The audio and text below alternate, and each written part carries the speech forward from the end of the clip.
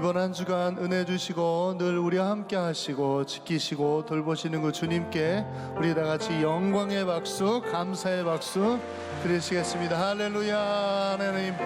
하나님 감사합니다. 모든 영광과 존귀와 찬양을 받으시옵소서. 감사합니다. 우리 다 같이 일어나시겠습니다. 일어나셔서 내 눈을 들어 두루 살피니 우리 찬양하면서 오늘 예배 시작하도록 하겠습니다.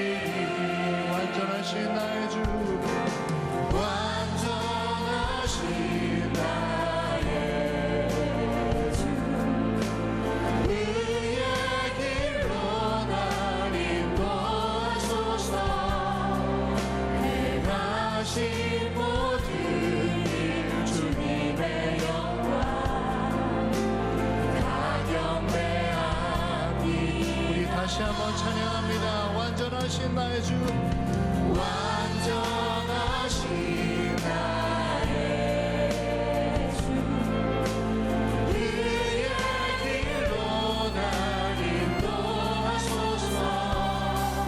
행하신 모든 일 주님의 영광 다 경배합니다. 우리 주님만 예배합니다. 찬양합니다.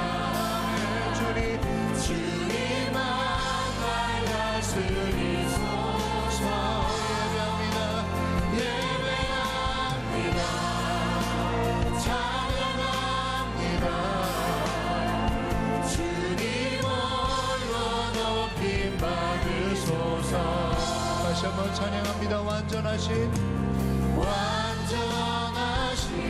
나의 주 그의 길로 날 인도하소서. 아멘. 다시 모든 주님의 영광 다 경배하며 우리 다시 한번 고백하겠습니다. 완전하신 나의 주님, 완전하신 나의 주 그의 길로 날 인도하소서.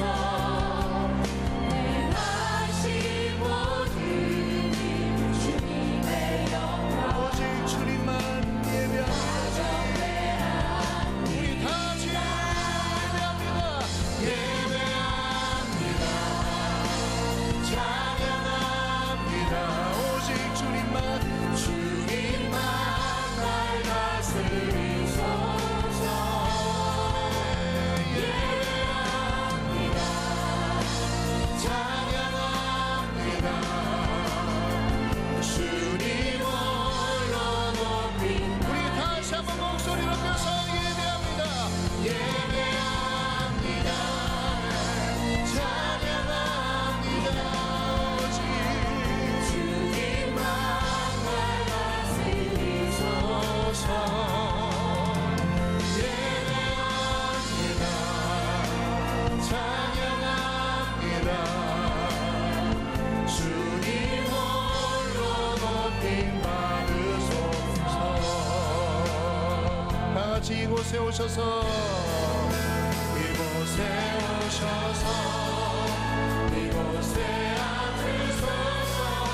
이곳에서 드리는 예배를 받으소서. 주님의 이름만이 오직 주의 이름만 이곳에 있습니다. 하늘의 문을 열어주시옵소서. 하늘의 문을 여소서. 이곳을 주목하소서. 주를 향한 노래가 꺼지지 않으니. 하늘을 열어주시옵소서. 주님 아멘. 이곳에 서서 주님을 기다립니다. 기도해합니다. 하늘에 주여 이곳에 임자여 주시옵소서. 주소서. 같이 이곳에 오셔서 이곳에 앉으소서. 이곳에서 드리는 예배를 받으소서. 주님의 이름만이 오직 주의 이름만. 우리 다 같이 두 손 높이 드시고 이곳에 오셔서 이곳에 앉으소서. 이곳에서 드리는 예배를 받으소서. 주님의 이름만이 오직 주의 이름만이 이곳에 있습니다. 주님 우리 다시 한번 주님의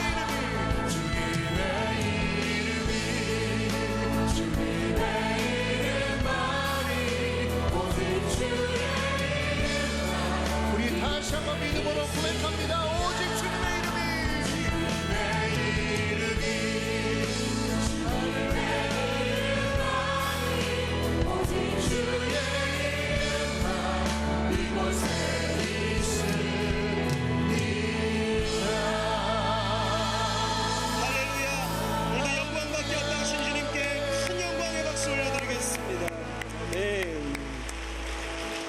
우리 다 함께 사도신경으로 신앙 고백하겠습니다. 전능하사 천지를 만드신 하나님 아버지를 내가 믿사오며 그 외아들 우리 주 예수 그리스도를 믿사오니 이는 성령으로 잉태하사 동정녀 마리아에게 나시고 본디오 빌라도에게 고난을 받으사 십자가에 못 박혀 죽으시고 장사한 지 사흘 만에 죽은 자 가운데서 다시 살아나시며 하늘에 오르사 전능하신 하나님 우편에 앉아 계시다가 저리로서 산자와 죽은 자를 심판하러 오시리라. 성령을 믿사오며 거룩한 공회와 성도가 서로 교통하는 것과 죄를 사하여 주시는 것과 몸이 다시 사는 것과 영원히 사는 것을 믿사옵나이다. 아멘.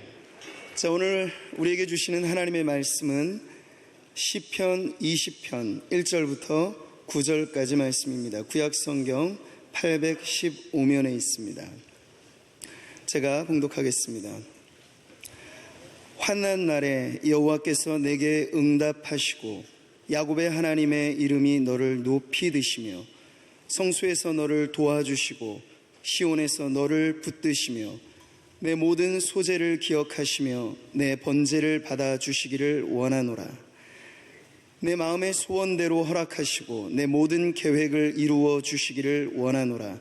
우리가 너의 승리로 말미암아 계가를 부르며 우리의 하나님의 이름으로 우리의 깃발을 세우리니 여호와께서 내 모든 기도를 이루어 주시기를 원하노라. 여호와께서 자기에게 기름 부음 받은 자를 구원하시는 줄 이제 내가 아노니 그의 오른손에 구원하는 힘으로 그의 거룩한 하늘에서 그에게 응답하시리로다. 어떤 사람은 병거, 어떤 사람은 말을 의지하나 우리는 여호와 우리 하나님의 이름을 자랑하리로다. 그들은 비틀거리며 엎드러지고 우리는 일어나 바로 서도다. 여호와여 왕을 구원하소서. 우리가 부를 때 우리에게 응답하소서. 아멘.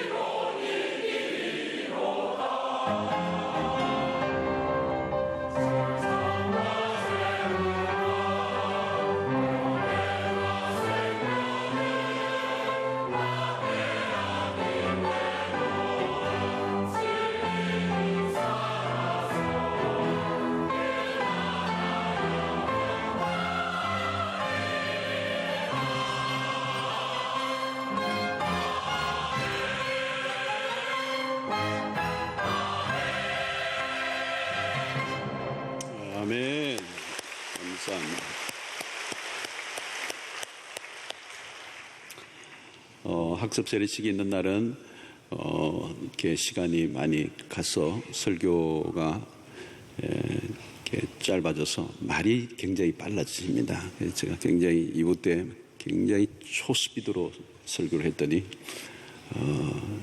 3부는 좀 천천히 하다가 하는 데까지 하다가 끝내도록 그렇게 하겠습니다. 자, 시편 20편은 전쟁이 일어나기 전에 전쟁에 나가기 직전에 사용했던 시라고 볼 수가 있습니다. 이 시는 왕이 이전에는 이 전쟁이 나면 왕이 출전을 해요.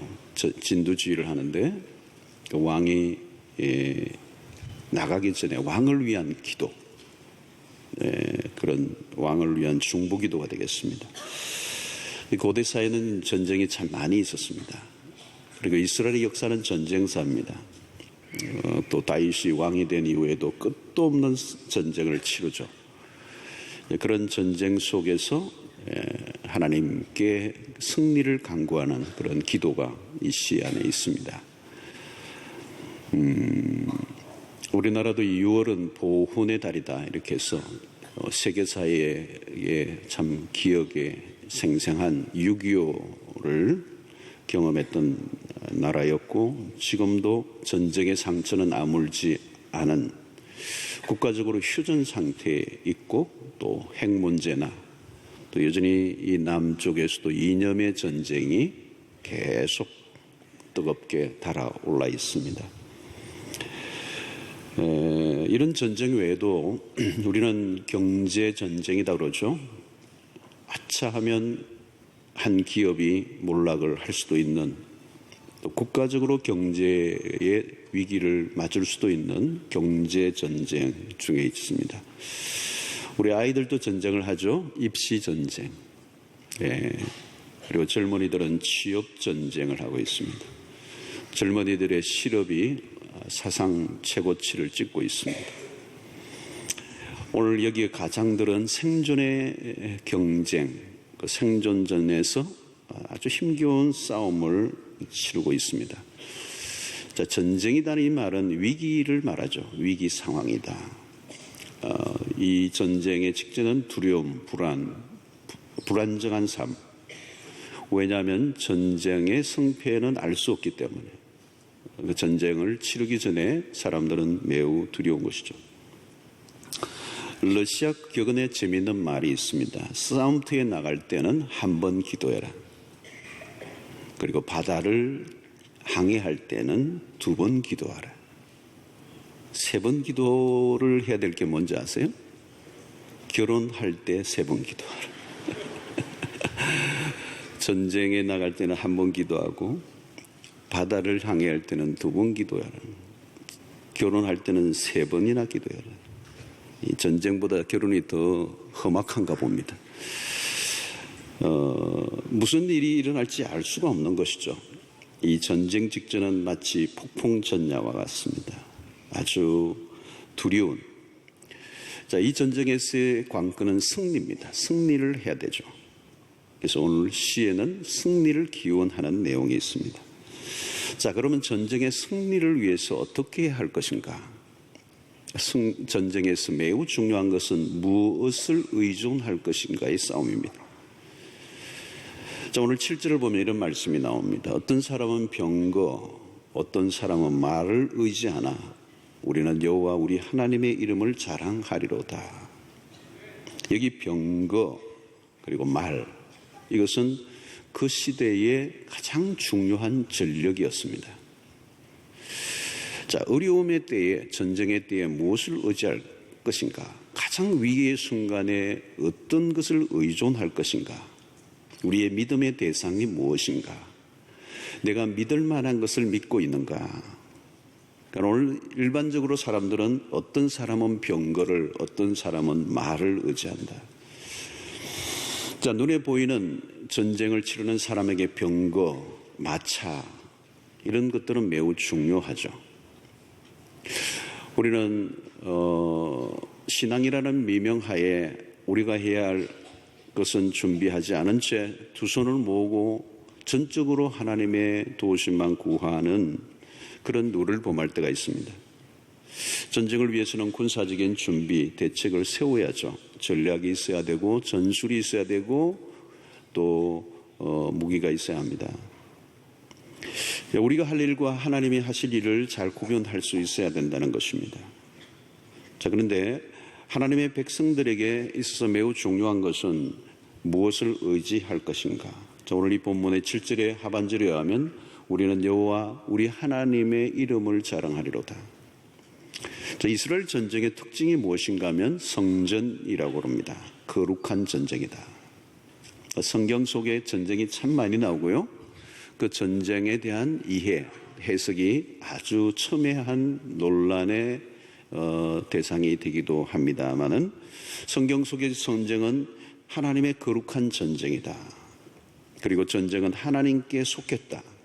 그리고 하나님은 전쟁에 능하신 신이다. 이런 표현들이 있습니다. 자, 그 속에서는 전쟁 속에 하나님의 개입이 있다는 겁니다. 적극적인 개입.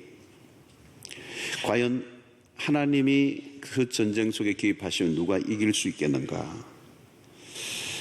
자, 군사적인 전력만으로 결과를 알 수 없다는 것이 이스라엘의 전쟁사 속에서 나타난 교훈입니다. 그래서 오늘 이 7절은 그냥 하는 말이 아니에요. 이스라엘의 역사 속에 검증된 말씀입니다.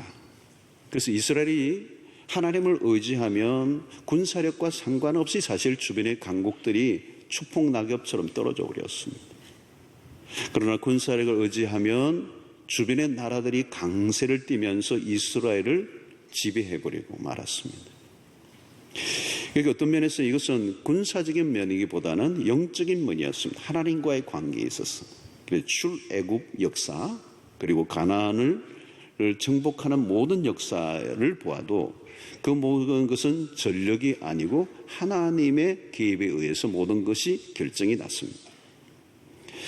하나님을 의지하면 이기고 하나님이 아닌 다른 것을 의지하면 정복을 당하고 말았습니다. 그래서 늘 하나님은 너희들의 눈에 보이는 군사력을 의지하지 말라. 마병을 의지하지 말라. 나를 의지하라. 나를 믿어라. 자, 여기에 다윗이 아주 큰 실수를 한 경험이 한 번 있습니다. 그것은 다윗의 인구조사였습니다. 그 인구조사를 신하들이 말렸음에도 불구하고 무리하게 강행을 해요. 그 인구조사를 통해서 하나님이 대노하십니다. 전염병이 들고 백성들이 7만 명이 갑자기 죽는 비극이 일어납니다. 하나님의 심판이었습니다. 왜 하나님이 이렇게 대노하셨을까? 그것은 다윗이 강력해진 군사력을 어느 순간 확인하고 싶었던 거예요. 수를 세고 수를 강조하고 숫자에 관심을 가짐으로 인간의 힘을 자랑하고 싶었던 거예요. 어느 순간 다윗은 하나님보다 군사력을 더 의지하려고 했습니다. 외적인 조건과 힘들을 의지하려는 마음이 생기는 그 순간 하나님이 민감하게 그 부분을 대하십니다. 다윗이 칼의 힘을 믿고 의지하려고 했던 것을 하나님이 그냥 넘어가지 않으셨다는 것. 성도 여러분, 세상의 힘을 의지하는 것, 세상의 힘을 자랑하는 것 매우 위험한 것입니다. 세상의 힘을 의지한다는 말은 하나님을 불신앙한다는 것입니다. 우리도 속기기 쉽습니다. 우리가 자주 속는 것은 자꾸 의지할 것을, 하나님이 아닌 것을 의지하는 것으로 내 주변에 두려고 하는 것입니다. 그래서 연주를 만들고 힘을 가진 사람들과 자신을 어떻게 해서라도 엮어서 자신의 힘을 쌓으려고 합니다. 자, 오늘 우리의 생존의 현장을 들어가 보면 매우 치열하죠. 그야말로 죽느냐 사느냐 하는 힘의 각축장이 될 때가 많습니다. 인맥을 만들고 항맥을 만들고 있는 줄 없는 줄, 고무줄 다 대고 싸움판에 이런 치열한 삶의 현장 속에 신자가 유혹을 받아요. 성공을 하려고 하는 이유는 그 힘을 가지기 위해서. 여러분, 성공이 위험한 이유는 하나님을 의지하지 않아도 될 것 같은 환상에 사로잡히기 때문입니다. 우리가 하나님을 의지하지 않는 순간부터 우리의 힘으로 무엇인가를 하려고 하는 그 모습으로 들어가면 우리는 또 다른 전쟁 안에 들어가게 됩니다. 무슨 지지 않으려고 무슨 수를 쓰서라도 힘을 쌓으려고 하는 끝없는 전쟁에 들어가는 것입니다. 그러나 여러분, 내가 아무리 힘을 가져도 더 많이 가진 자가 나타납니다. 그 순간 그 힘을 추구하던 사람들은 순식간에 초라한 인생이 되고 마는 것입니다. 자, 우리는 어린 시절에 다윗이 골리앗과의 싸움에서 나타내 보였던 매우 중요한 한 사건을 기억합니다. 거인 골리앗을 넘어뜨리는 그 사건, 물맷돌 하나로 충분한 이 사건.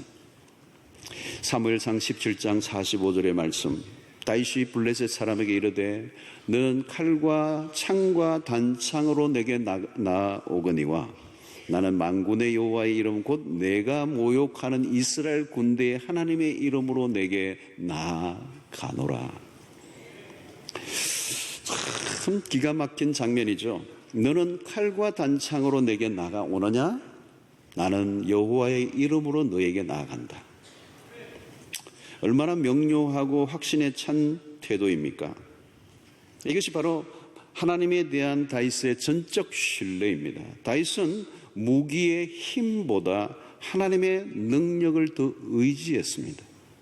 거대한 물리적인 힘 앞에 하나님의 이름으로 나아간다는 것은 허공을 치는 것 같아 보일 수 있습니다. 자칫하면 골리앗의 단칼에 죽을 수도 있는 순간이지만 다윗은 여호와의 이름의 능력을 믿고 나아가 그 거대한 골리앗을 어린 소년이 그 물맷돌 하나로 넘어뜨리는 이 사건은 하나의 동화가 아니라 성경 속에서 우리에게 들려주는 기가 막힌 삶의 원리요 핵심적인 진리를 가르쳐주는 대목입니다.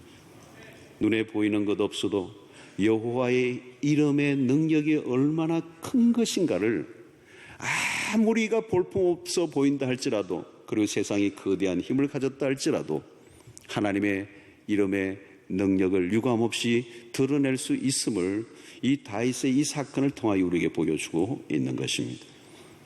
여러분, 우리는 세상의 힘을 의지하고자 하는 유혹을 늘 받습니다. 힘을 자꾸 숭배하려고 하는 거예요.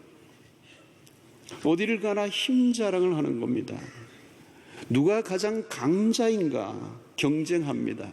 센 사람에게 줄을 대기를 위해서 애를 씁니다.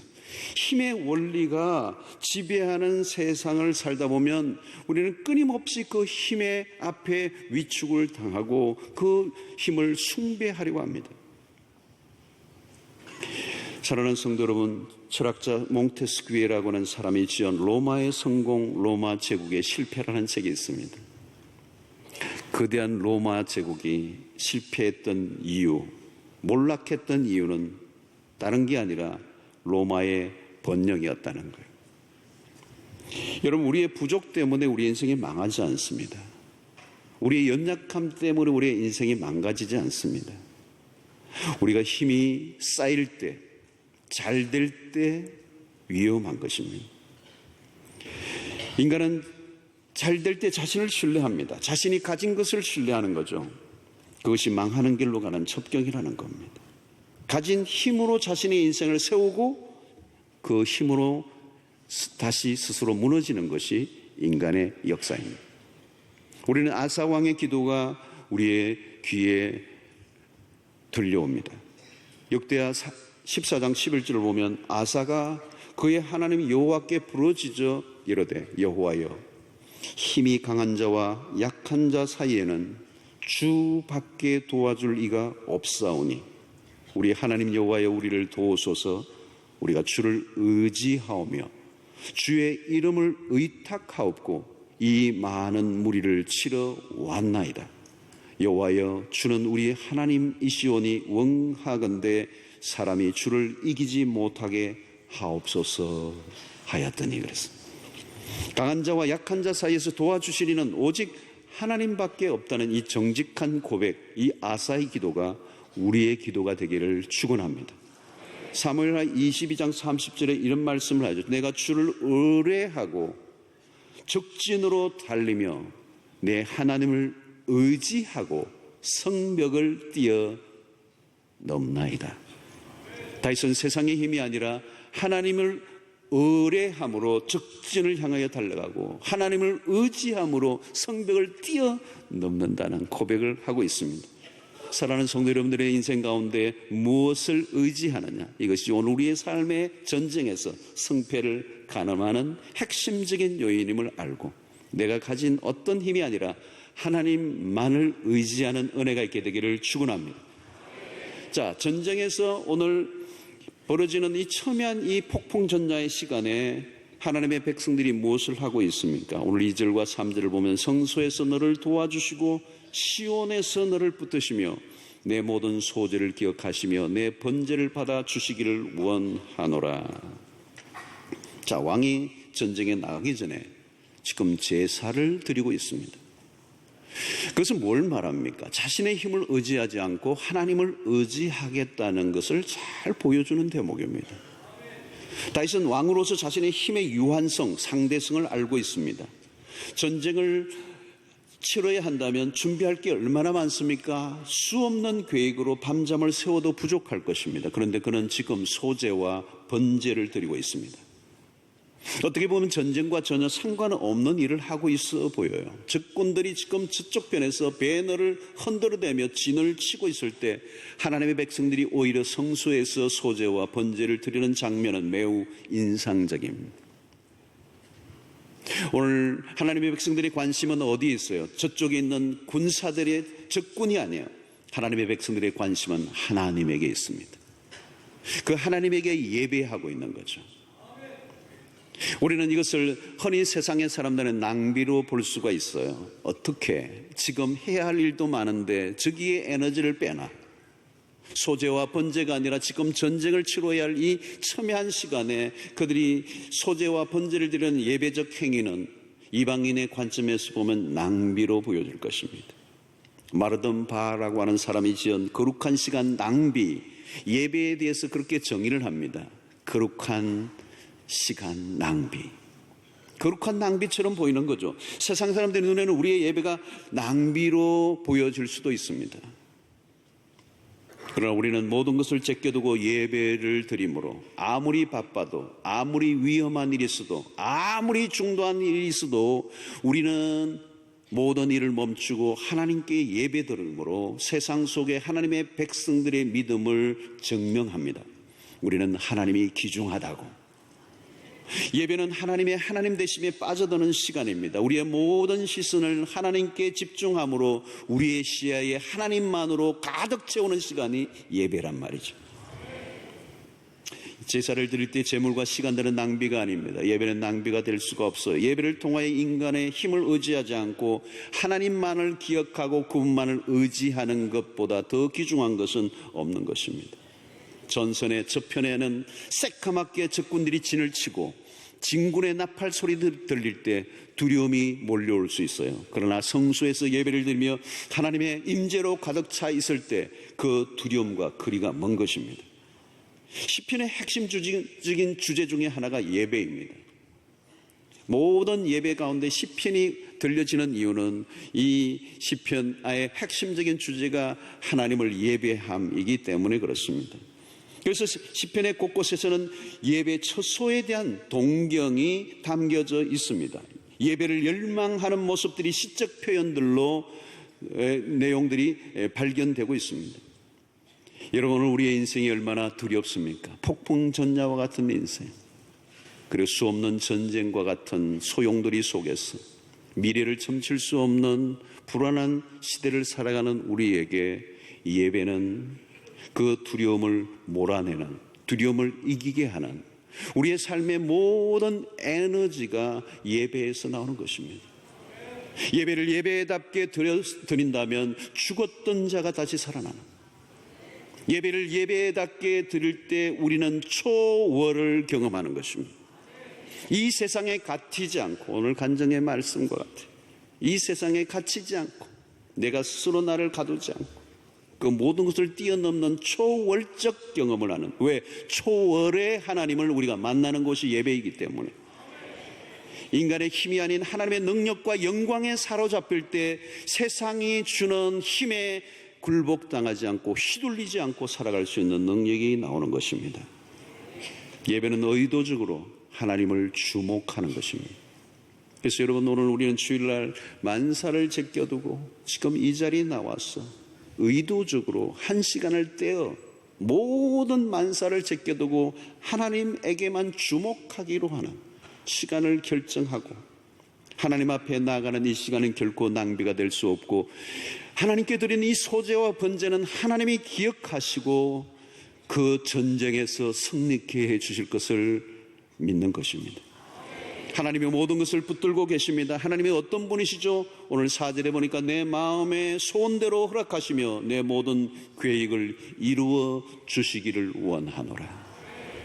하나님은 당신의 백성들의 승리를 주시는 분이십니다. 우리의 마음의 소원을 허락하시는 하나님, 모든 계획을 이루어 주시는 하나님.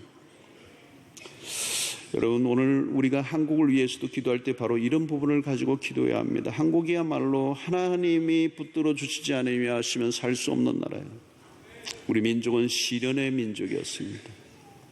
우리는 여기요 그리고 일제의 모든 역사를 지나지고 이제 꽤 많은 세월이 지나 우리가 망각하기도 하지만, 우리 민족은 시련의 민족이고 여전히 우리 한국은 열강의 틈에 끊임없이 눈치를 보며 살아가고 있습니다. 여러분, 신문을 보면 참 답답한 마음이 어떤 데는 들지 않아요? 사드 배치 하나를 두고도 우리는 미국과 중국의 끝없는 눈치를 보며 어찌할 바를 모르는 이 안타까운 현실을 보면서 국민의 한 사람으로 마음이 아플 때가 있어요. 오늘 1절을 보면 야곱의 하나님이라는 대목이 나와요. 하나님을 야곱의 하나님이라고 부를 때마다 왜 야곱의 하나님을 언급할까? 야곱은 파란만장한 인생을 산 사람이에요. 아브라함과 이삭과 야곱의 하나님 가운데 야곱하면 야곱의 인생만큼 파란만장한 인생을 산 사람이 없어요. 전쟁터 같은 치열한 삶을 산 사람이 야곱이었어요. 그의 인생은 환란의 연속이었습니다. 싸움터였습니다. 그럼에도 불구하고 셀 수 없는 위기들 가운데서 하나님의 구원을 경험한 사람이 야곱이었습니다. 그래서 오늘 여기에서 야곱이 하는 전쟁을 치르러 나가기 전에 하나님의 백성들이 누구를 언급하고 있으면 야곱의 하나님이여, 그 치열한 그 환란 날에 도우셨던 그 하나님, 위기를 끊임없이 건네면서 그 위기 속에 개입하시고 함께 하셨던 그 하나님, 그 하나님이 오늘 우리의 하나님이 되어 주십시오. 특히 보호를 강조할 때 야곱의 하나님을 언급하는 것입니다. 자, 오늘 다윗은 확신하고 있습니다. 오늘 6절에 보니까 여호와께서 자기에게 속한 바 기름 부은 자를 구원하시는 줄 이제 내가 압니다. 여기 구원하신다라는 이 단어는 완료 시제를 사용하고 있습니다. 원어의 의미로 보면 완료 시제예요. 이것은 뭐냐면 이미 전쟁을 이겼다고 믿고 있는 거예요. 전쟁을 치르고 난 다음에 확신하는 말이 아닙니다. 전쟁을 치르기 전에 이미 승리를 확신하고 있습니다. 무슨 말입니까? 다윗이 믿었던 것은 승리를 주시는 하나님을 믿었기 때문에, 하나님은 이미 우리에게 구원을 허락하셨다고 믿고 기름 부은 자를 구원하시는 줄 이제 내가 안다고 말하는 것입니다. 여러분, 하나님이 하시는 일이 뭔지 아십니까? 하나님이 하시는 가장 중요한 일, 많은 일을 하시지만 가장 중요한 일은 구원을 하시는 하나님. 하나님은 건져내시는 하나님, 구출하시는 하나님, 살려내시는 하나님.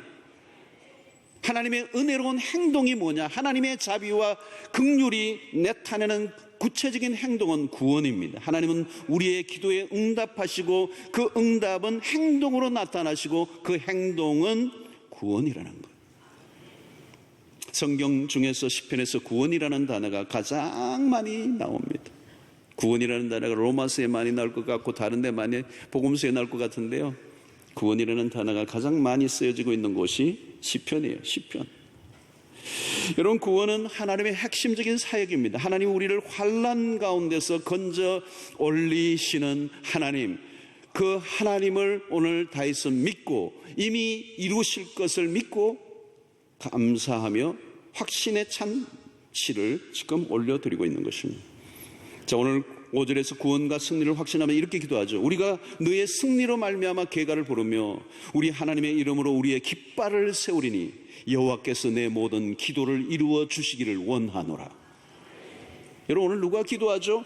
하나님을 아는 사람이 기도합니다. 하나님이 누구이신가를 알면 알수록 기도는 강렬해집니다. 여러분, 기도하지 않는 사람들이 그 기도하지 않는 이유가 뭘까요? 하나님을 모르기 때문입니다. 하나님이 누구신가를 알면 기도하지 않을 수가 없어요. 하나님이 기도를 들으시고 응답하시는 사실을 알면 기도하고 싶어져요. 기도하면 이루어주시는 하나님을 믿는다면 어찌 기도하지 않을 수가 있겠습니까? 시인은 승리는 하나님으로부터 온다는 것을 믿었습니다. 다윗은 전쟁에 늘 앞장을 서면서 기도하는 왕이었습니다. 전쟁의 한가운데서 그는 기도를 배웠습니다. 생사를 넘나들면서 그는 전쟁의 용한 군사로서 끝없는 전쟁 속에 그는 하나님을 의지하지 않고는 살아갈 수 없는 그였기 때문에 다윗은 기도의 사람이었어요. 한치도 앞을 전망할 수 없을 때, 기도 외에는 다른 길이 보이지 않을 때 우리는 비로소 기도를 배웁니다. 교실에서 배운 기도는 허약해요. 안정된 직장, 아무 문제 없는 삶에서는 기도를 배우기가 사실 쉽지 않아요. 제가 아는 한 기도를 아는 사람들은 아슬아슬한 삶의 희비곡선을 건너면서 정말 불안정한 직장 속에 아슬아슬한 상황에 수도 없이 놓이는 한가운데서 기도를 배우는 거죠. 다윗은 군사력, 자신이 구축한 권력이 아니라 하나님을 의존합니다. 모든 힘은 하나님으로부터 오는 것을 믿었기 때문에. 사무엘하 5장 10절에 이런 말씀합니다. 만군의 하나님 여호와께서 함께 하시니 다윗이 점점 강성하여 가니라. 힘은 하나님으로부터 온다는 것입니다. 그러므로 본문에서 가장 많이 나오는 것 가운데 또 하나는 하나님의 이름입니다. 1절과 5절과 7절 세 번인데요. 시편은 여호와의 이름에 주목합니다. 시편에서 다윗은 나의 하나님은 나의 반석이시요, 나의 요새시요, 나의 피난처시요, 나의 방패시요, 나의 성루시요, 이런 표현들을 많이 합니다. 모두 구원을 상징하는 단어들로 하나님을 가리키는 은유예요. 언급된 단어들은 하나님에 대한 그의 경험이 묻어 있습니다. 하나님의 다른 이름이죠. 광야를 피신할 때 수없는 바위들이 있었습니다. 그 바위에 그가 숨었어요. 은신처였어요. 바로 하나님이 나의 바위시다, 반석이시다는 말은 뭘까요? 자신의 삶을 보호하신 분은 하나님이시다. 그 바위는 곧 하나님이신 것이죠. 그러므로 그는 하나님의 이름에 몰두하고 있습니다. 그리고 그 하나님의 이름을 이제 자랑하겠다고 말하는 거죠. 7절 하반절에 보니까 우리는 여호와 우리 하나님의 이름을 자랑하리로다. 여러분, 우리가 전쟁에 승리해야 할 이유입니다. 다윗의 왕권은 단순히 이스라엘의 번영이 목표가 아니에요. 이스라엘의 승리를 통하여 열방 가운데 하나님의 이름이 높아지는 것이 목표이기 때문에 하나님의 영광을 드러내야 할 사명을 위해 하나님이 세워주신 왕권, 그래서 거룩한 전쟁입니다. 우리가 싸우는 전쟁은 모두가 하나님을 위한 전쟁입니다. 하나님의 명예가 걸려있는 전쟁이라는 거죠. 세상 속에서 내가 살려고 악착같이 싸우는 전쟁은 끝도 알 수 없는 전쟁이에요. 자신의 이름을 위해 싸우는 일은 뜻 없는 것입니다. 우리는 언제나 신령한 싸움을 해야 합니다. 성도 여러분, 오늘 직장이나 사업을 할 때 우리가 싸워야 하는 이유는 그저 단순한 생존이 되어서는 안 돼요. 하나님의 이름을 드러내기 위해서.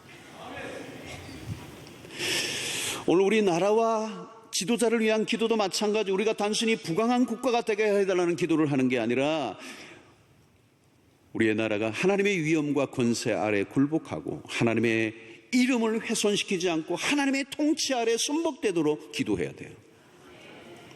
하나님의 나라만 영원한 것입니다. 그 나라를 위하여 하나님의 이름이 높임을 받는 그 일을 위하여 우리가 기도해야 할 것입니다. 오늘 20절을 보면 기도로 마무리하고 있습니다. 시편 자체가 기도의 책이죠. 시편은 찬양과 기도입니다. 우리의 처음과 마지막의 언어는 기도여야 합니다. 오늘 9절 마지막 9절을 보면 여호와여 왕을 구원하소서. 우리가 부를 때에 우리에게 응답하소서. 여러분, 마지막 간구하는 것은 딱 하나죠. 승리를 구하고 있습니다. 구원하십시오. 그리고 응답해 주십시오. 여러분, 우리가 언제나 갈망해야 하는 단어는 이것입니다. 구원은 여호와께 있습니다. 우리는 매일 전쟁을 치르며 살아가고 있습니다. 폭풍전야와 같은 인생을 살아갑니다. 세상은 전쟁터예요. 속수무책이고 예측 불허입니다. 오늘 우리는 무엇을 의지하며 살 것인가? 우리가 가진 힘으로 우리는 이 전쟁에서 싸워 이길 자신이 있는가? 여러분, 우리는 할 일이 딱 하나밖에 없어요. 기도입니다. 다윗은 오직 하나님에게 집중하고 있습니다. 환난 날에 도우시는 야곱의 하나님. 전쟁 같은 인생 속에 수시로 변하는 끊임없는 변화무쌍한 이 환경 속에서 우리의 열심과 우리의 재주와 능력만으로 의지한다면 끼어질 수밖에 없습니다. 하나님만을 의지하시고 하나님의 도움만을 구하는 은혜가 있게 되기를 축원합니다. 그러기 위해서는 우리의 예배가 우선 되어져야 됩니다. 그리고 우리는 무엇보다도 기도를 배워야 합니다.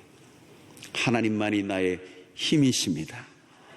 전쟁에 능하신 신이신 하나님은 오늘도 우리의 삶에 깊이 개입하셔서 우리를 승리로 이끌어 주실 줄로 믿습니다.